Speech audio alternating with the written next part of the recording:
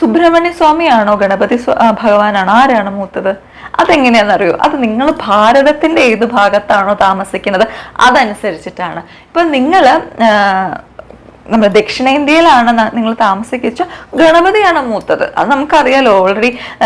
മറ്റേ പഴം വേണമെന്ന് പറഞ്ഞിട്ടുള്ള സുബ്രഹ്മണ്യ സ്വാമിയുടെയും ഗണപതി ഭഗവാന്റെയും തമ്മിൽ ചെറിയൊരു മത്സരത്തില് ഗണപതി ഭഗവാന് ഒരു ചെറിയ കുറുക്ക് വഴി ഉപയോഗിച്ച് അദ്ദേഹം ജയിച്ചപ്പോ സുബ്രഹ്മണ്യം പറഞ്ഞതിന്റെ ഒരു ഇതുണ്ട്, നിങ്ങൾ മൂത്ത പുത്രൻ ചെല്ലപുത്രൻ അദ്ദേഹത്തിന് പഴം കൊടുത്തില്ല, എനിക്ക് വേണ്ടാന്ന് പറഞ്ഞിട്ട് അപ്പോഴാണ് പിന്നെ അദ്ദേഹം പിളനിക്ക് പോയി പിണങ്ങിയിരുന്നപ്പോ ജ്ഞാനപ്പഴമേ നീയല്ലേ എന്നൊക്കെയുള്ള ഇതൊക്കെ വരുന്നത്.